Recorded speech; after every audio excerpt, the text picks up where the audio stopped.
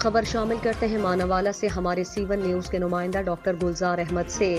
S H O تھانہ ماناوالا سلمان اعجاز پنوگی زیر نگرانی رانا قیوم اے ایس آئی اور تنویر اے ایس آئی کی دبنگ کارروائی چند دن قبل سیم پل پر اکرم خان کباڑیا کی ہونے والی واردات میں ملوث تینوں ملزمان کو گرفتار کر لیا۔ یہ ڈکیت گینگ ماناوالا اور گرد و نواح میں سرگرم تھی اور متعدد وارداتوں میں تھانہ وار برٹن کو بھی مطلوب تھے۔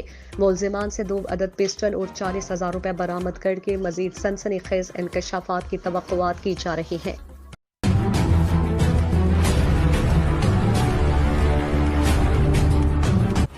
خبر شامل کرتے ہیں ماناوالا کے نواحی علاقے فیروز وٹواں سے ہمارے سی1 نیوز کے نمائندہ ڈاکٹر گلزار احمد سے۔ فیض وٹواں کے تاریخی گاؤں گھلا وٹواں کا تاریخی روڈ کسی مسیحا کا منتظر حکومتیں آتی رہی اور وعدوں پر وعدے ہوتے رہے مگر متاثرین کو کسی نے نہ سنی، کسی نے بھی وعدہ وفا نہیں کیا۔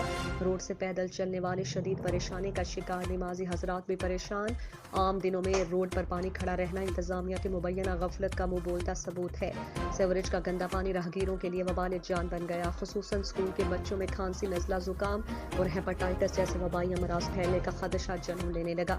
متاثرین نے مقامی اور ضلعی انتظامیہ سے نوٹس لینے اور روڈ کو ہنگامی بنیادوں پر تعمیر کروانے کا مطالبہ کر دیا۔